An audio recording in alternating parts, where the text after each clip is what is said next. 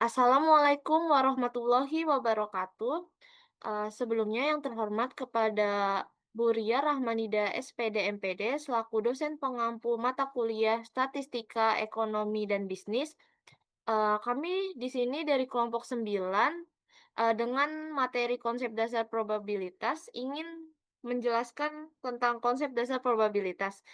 Nah, sebelum itu kami ingin memperkenalkan kelompok kami terlebih dahulu. Boleh di next? Pertama ada saya sendiri, Eka Widianti, dengan NIM 17096240414 dan rekan saya. Saya Ahmad Zakaria dengan NIM 1709624046.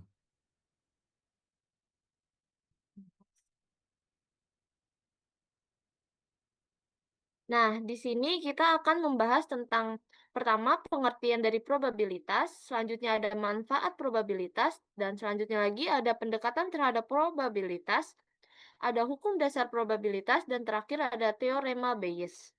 Boleh next?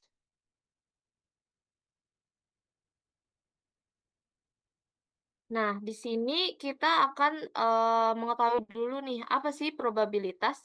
Nah, probabilitas adalah ukuran kemungkinan terjadinya suatu peristiwa. Nilainya berada antara 0 atau peristiwa tidak terjadi dan 1 artinya peristiwa pasti terjadi. Nah, probabilitas ini sering digunakan untuk memperkirakan hasil suatu kejadian acak. Boleh next?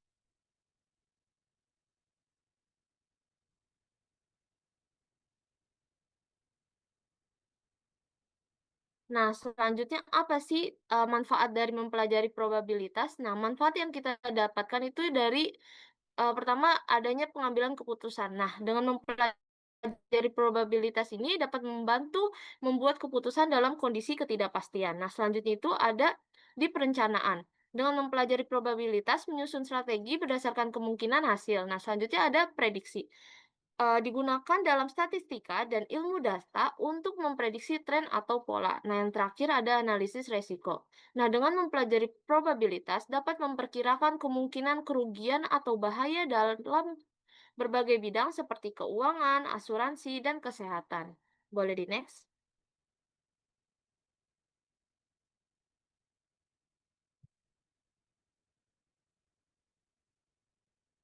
Oke, selanjutnya kita akan masuk ke pendekatan probabilitas.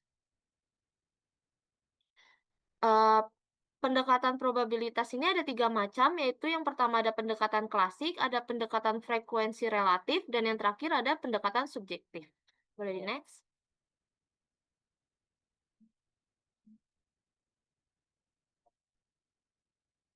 Nah, yang pertama itu kita masuk ke pendekatan klasik. Nah, pendekatan klasik ini dihitung berdasarkan asumsi bahwa semua hasil memiliki peluang yang sama. Nah, rumusnya itu PA atau peluang dari kejadian A sama dengan jumlah kejadian yang diinginkan dibagi jumlah seluruh kemungkinan kejadian. Boleh next?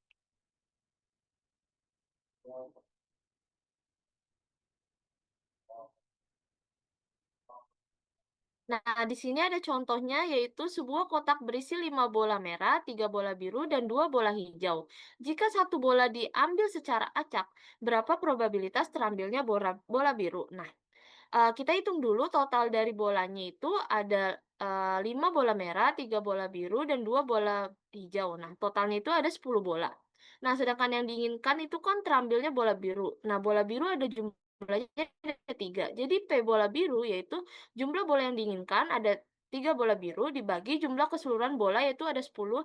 Jadi sama dengan 0,3 atau 30% kemungkinannya. Boleh next?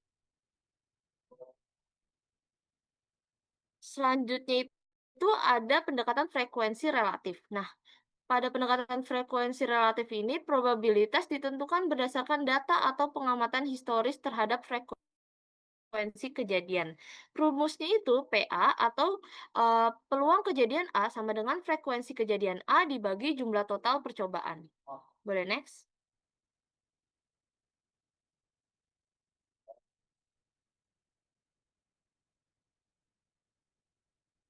Nah, di sini ada contohnya itu ada seorang guru mencatat jumlah siswa yang mendapatkan nilai tertentu pada ujian matematika. Data disajikan dalam tabel berikut.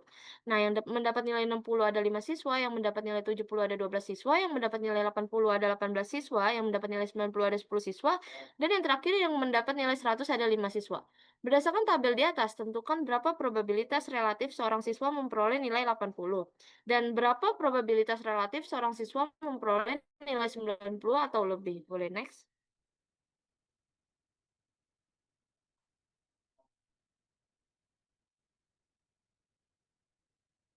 Nah, di sini kita mencari yang A dulu. Berapa probabilitas relatif seorang siswa memperoleh nilai 80? Nah, kita totalin dulu semua siswanya itu. Nah, totalnya itu ternyata ada 50. Nah, jumlah siswa karena yang diinginkan itu yang mendapat nilai 80. Nah, jumlah siswa yang memperoleh nilai 80 kan ada 18. Jadi, P nilai 80 sama dengan jumlah yang diinginkan itu nilai 80 ada 18 siswa. Jadi 18 dibagi jumlah seluruh siswanya ada 50 sama dengan 0,36 atau sama dengan, peluangnya itu bisa 36%. Boleh di-next?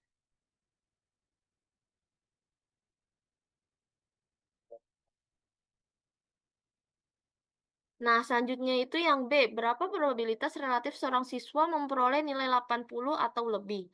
Nah, nilai 90 atau lebih. Nah, total siswanya tadi ada 50, jumlah siswa yang peroleh nilai 90 atau lebih, jadi kan 90 ke atas. Nah, yang mendapat nilai 90 ada 10, yang mendapat nilai 100 ada 5, jadi total yang peroleh nilai 90 ke atas itu ada 15 siswa. Jadi P nilai yang lebih dari nilai 90 itu ada 15 dibagi 50 sama dengan 0,3. Jadi kemungkinannya itu 30%. Boleh next?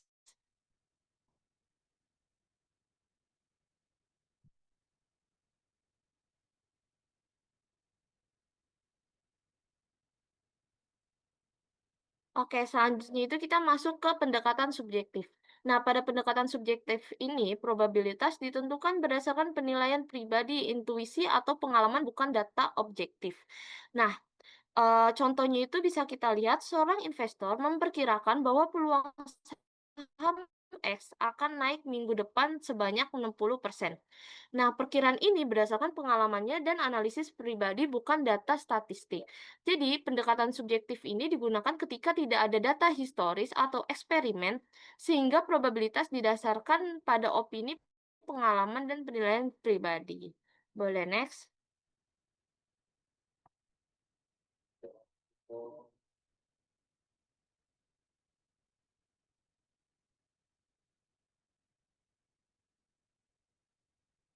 Oke, selanjutnya itu masuk ke konsep dasar probabilitas. Apa sih konsep dasar probabilitas? Probabilitas adalah ukuran kemungkinan suatu kejadian akan terjadi dengan nilai antara 0 sampai 1. Nah, P sama dengan 0 itu artinya kejadian tidak mungkin terjadi sama sekali. Nah, jika P sama dengan 1, kejadian pasti terjadi. Dan jika 0 lebih kecil dari P lebih kecil dari 1, nah kejadian mungkin terjadi dengan tingkat kemungkinan tertentu. Nah, contoh soalnya itu ada pada pelemparan satu koin. Nah, peluang munculnya angka itu bisa 1/2, sama dengan 0,5 atau 50%. Nah, peluang munculnya angka gambar itu 1/2 sama dengan 0,5 atau 50% juga. Boleh next?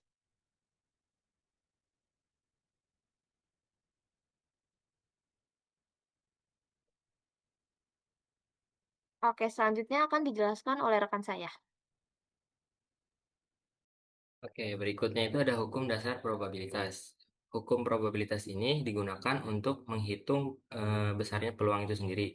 Hukum-hukumnya itu ada tiga. Yang pertama itu hukum penjumlahan, hukum perkalian, dan aturan pelengkap.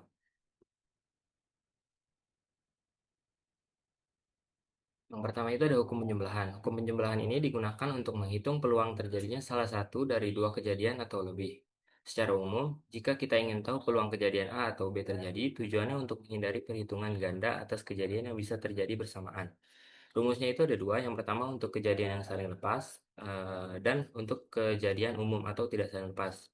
Untuk kejadian saling lepas itu dimaksud dua kejadian disebut saling lepas jika keduanya tidak dapat terjadi bersamaan. Rumusnya itu PA atau B sama dengan PA ditambah PB. Untuk kejadian umum, rumusnya PA atau B sama dengan PA ditambah PB dikurang PA dan PA dan B.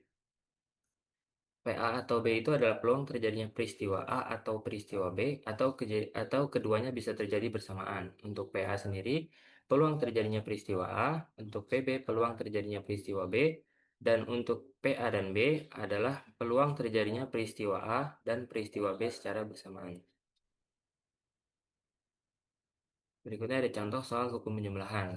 Contoh yang pertama itu untuk kejadian salin lepas. Sebuah dadu 6 sisi dilempar satu kali.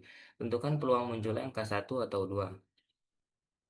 Peluang muncul angka 1 itu kan 1/6 karena ada satu sisi dari dadu itu ada satu sisi yang angkanya cuma 1, jadi 1/6. Begitu juga dengan angka 2, jadi tinggal dimasukkan ke rumus atau tinggal dijumlah 1/6 dijumlah 1/6.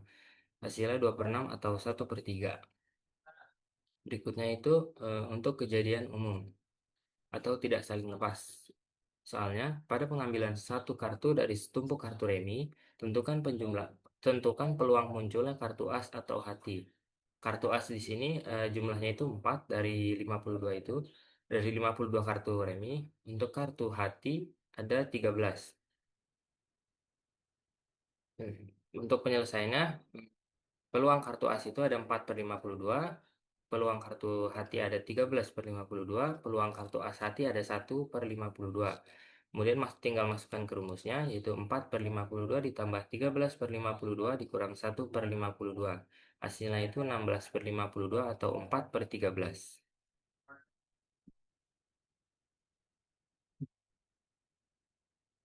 Berikutnya ada hukum perkalian. Hukum perkalian probabilitas adalah aturan untuk menghitung probabilitas terjadinya dua atau lebih kejadian secara bersamaan. Probabilitas gabungan dua kejadian A dan B adalah hasil perkalian probabilitas kejadian A dengan probabilitas kejadian B, dengan asumsi bahwa kejadian A dan B independen. Rumusnya juga ada dua, untuk yang independen dan dependen. Untuk yang independen rumusnya itu adalah PA dan B sama dengan PA dikali PB. Untuk dependen atau tidak saling lepas, rumusnya PA dan B sama dengan PA dikali PBA. PBA di sini adalah probabilitas kondisional B akan terjadi jika A sudah terjadi.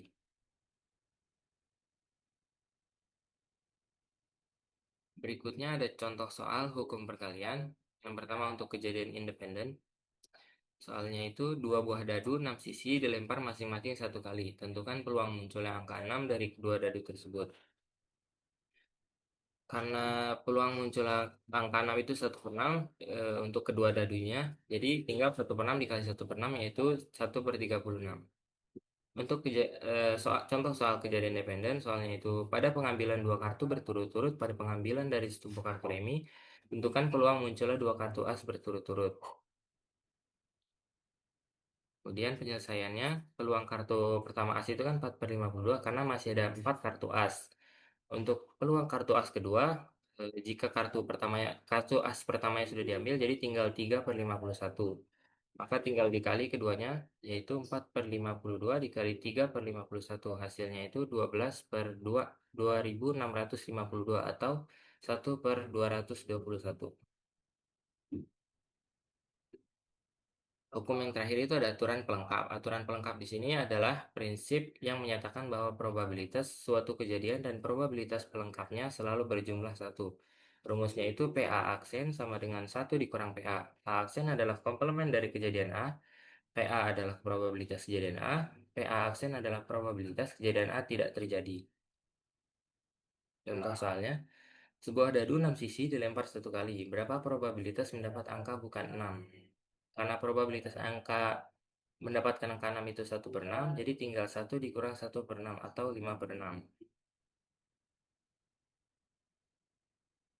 Kemudian yang terakhir, materi terakhir adalah teorema Bayes, digunakan untuk menghitung probabilitas kondisional dengan informasi tambahan. Rumusnya itu PAB sama dengan PBA dikali PA dibagi PB. PAB adalah probabilitas kejadian A terjadi jika B sudah terjadi. PBA probabilitas kejadian B terjadi jika A sudah terjadi. Kemudian PA adalah probabilitas kejadian A, PB adalah probabilitas total kejadian B. Berikutnya ada contoh soalnya. Sebuah tes medis untuk penyakit langka menyatakan bahwa tingkat terjadinya penyakit itu 1% atau 0,01. Karena, berikutnya ada akurasi tes positif jika sakit yaitu 95% atau 0,95, kemudian ada akurasi tes negatif jika orangnya sehat yaitu 95% juga atau 0,95 juga. Karena sudah diketahui tingkat terjadinya penyakit 1% atau 0,01, maka probabilitas sehat bisa diketahui juga dengan 1 probabilitas sakit tadi atau 1 0,01 yaitu 0,99. Begitu juga, untuk probabilitas positif sehat. Karena negatif sehat sudah diketahui, maka positif sehat juga diketahui dengan 1 - 0,95 yaitu 0,05. Pertanyaan di sini adalah berapa probabilitas seseorang benar-benar sakit jika hasil tesnya positif? Untuk menjawab pertanyaan ini ada beberapa langkah. Yang langkah pertama itu menghitung probabilitas positif menggunakan teorema probabilitas total. Yang rumusnya itu probabilitas positif sama dengan probabilitas positif sakit dikali probabilitas sakit ditambah probabilitas positif sehat dikali probabilitas sehat. Kemudian langkah yang kedua itu substitusi nilai-nilai tadi yang sudah diketahui yaitu 0,95 dikali 0,01 ditambah 0,05 dikali 0,99. Hasilnya itu akan ketemu 0,059. Langkah langkah ketiga yaitu menentukan probabilitas sakit positif dengan teorema Bayes. Rumusnya itu probabilitas sakit positif sama dengan probabilitas positif sakit dikali probabilitas sakit dibagi probabilitas positif. Langkah terakhir yaitu mensubstitusi nilai-nilai yang sudah diketahui. Probabilitas sakit positif sama dengan 0,95 dikali 0,01 dibagi 0,059. Hasilnya itu ada 0,16 atau 16%. Berikutnya ada kuis yang kita lakukan di kelas saat offline. Oke, sekian dari kami kelompok 9. Kurang lebihnya mohon maaf. Wassalamualaikum warahmatullahi wabarakatuh.